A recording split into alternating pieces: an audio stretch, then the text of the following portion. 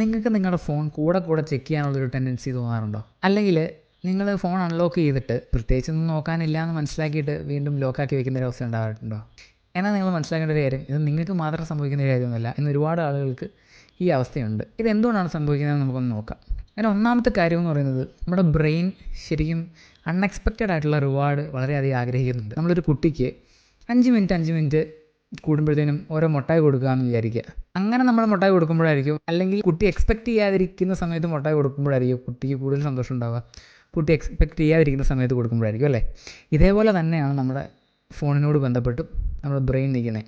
നമ്മൾ കണ്ടിട്ടുള്ള റീലുകളോ അല്ലെങ്കിൽ നമ്മൾ കണ്ടിട്ടുള്ള വീഡിയോകളോ അല്ലെങ്കിൽ നമുക്ക് കിട്ടിയിട്ടുള്ള നോട്ടിഫിക്കേഷനോ അല്ലെങ്കിൽ നമുക്ക് കിട്ടിയിട്ടുള്ള മെസ്സേജുകളോ വീണ്ടും എപ്പം വരും എന്നറിയാൻ മേലാത്ത ബ്രെയിനിൻ്റെ ഒരു എക്സ്പെക്റ്റേഷനാണ്. ആ ഒരു ടെൻഡൻസി കൊണ്ടാണ് നമ്മുടെ ബ്രെയിൻ വീണ്ടും ചെക്ക് ചെയ്യാനായിട്ട് നമ്മളെ പ്രേരിപ്പിക്കുന്ന ഒരു ഘടകം. രണ്ടാമതായിട്ട് നമ്മളെ അതിനായിട്ട് പിന്നെയും പ്രേരിപ്പിച്ചുകൊണ്ടിരിക്കുന്നത് നമ്മുടെ ബ്രെയിനിലെ ഡോപ്പമീൻ എന്ന് പറഞ്ഞൊരു ഹോർമോണാണ്.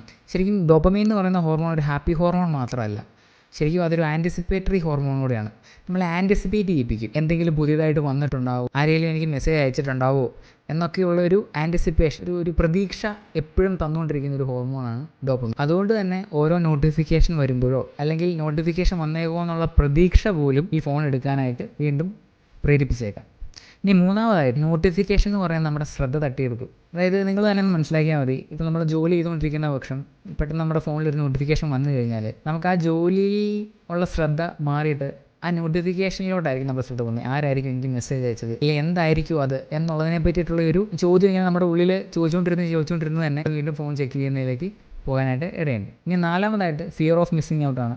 നമ്മൾ എന്തെങ്കിലും വാല്യുബിൾ ആയിട്ടുള്ള അല്ലെങ്കിൽ എന്തെങ്കിലും വളരെ അർജൻറ്റായിട്ടുള്ള ഇൻഫർമേഷൻസ് മിസ് ഔട്ടായി പോകുമോ എന്നുള്ളൊരു പേടി കാരണവും നമ്മൾ വീണ്ടും ഫോൺ നോക്കാനായിട്ട് ഇടവന്നേക്കും. ഇനി അഞ്ചാമതായിട്ട്, ഫോൺ വൈബ്രേറ്റ് ചെയ്തു എന്നുള്ളൊരു തോന്നൽ വന്നുകൊണ്ട് നമ്മൾ ഫോൺ എടുക്കുന്നൊരു അവസ്ഥയാണ്. ആ അവസ്ഥയ്ക്ക് ഫാൻറ്റം വൈബ്രേഷൻ സിൻഡ്രോം എന്നാണ് പറയുന്നത്. ഇത് എന്തുകൊണ്ട് സംഭവിക്കുന്നതെന്ന് വെച്ച് കഴിഞ്ഞാൽ, നമ്മൾ ഓൾറെഡി ഒരു നോട്ടിഫിക്കേഷൻ എക്സ്പെക്റ്റ് ചെയ്തിരിക്കുന്നതുകൊണ്ട് തന്നെ നമുക്ക് ചെറുതായിട്ട് തോന്നുന്ന ബോഡിലി സെൻസേഷൻസ് പോലും വൈബ്രേഷനായിട്ട് നമ്മുടെ ബ്രെയിൻ ഇൻ്റർപ്രറ്റ് ചെയ്യും. ഇങ്ങനെ ഒരു മിസ്ഇൻ്റർപ്രിട്ടേഷൻ ബ്രെയിനിന് കൊടുക്കുകയും അത് വൈബ്രേഷൻ ആയിട്ട് തോന്നുകയും ചെയ്യുന്നതാണ് ഫാൻറ്റം വൈബ്രേഷൻ സിൻഡ്രോം എന്ന് പറയുന്നത്. നമുക്ക് എങ്ങനെയാണ് ഈ ശീലത്തിൽ നിന്ന് മറികടക്കാൻ പറ്റുന്നത് നമുക്ക് ഇനി നോക്കാം. അതിലൊന്നാമതായിട്ട് നിങ്ങൾക്ക് ചെയ്യാൻ പറ്റുന്നൊരു കാര്യം, അത്യാവശ്യമല്ലാത്ത നോട്ടിഫിക്കേഷനൊക്കെ ടേൺ ഓഫ് ചെയ്തിടുക. നിങ്ങൾ ജോലി ചെയ്യുമ്പോഴോ അല്ലെങ്കിൽ വേറെ എന്തെങ്കിലും പ്രധാനപ്പെട്ട കാര്യങ്ങളിലൊക്കെ ഏർപ്പെടുന്ന സമയത്തോ ഫോൺ മാറ്റി വയ്ക്കുക. ഇനി ഒരു കാര്യം എന്ന് പറയുന്നത്, നമ്മൾ റീലുകൾ നോക്കാനോ ഇൻസ്റ്റാഗ്രാമിൽ പോകാനോ അല്ലെങ്കിൽ മെസ്സേജ് അയക്കാനോ ഇതൊരു പ്രത്യേക ടൈം മാറ്റി വയ്ക്കുക. അപ്പോൾ ഇങ്ങനെയൊക്കെ ചെയ്യുന്ന വഴി നമുക്ക് ഈ ശീലം മാറ്റിയെടുക്കാനായിട്ട് പറ്റും. ഇനി അടുത്ത തവണ നിങ്ങൾ ഫോൺ എടുക്കുമ്പോൾ നിങ്ങൾ തന്നെ നിങ്ങൾ ചോദിക്കുക, ഇത്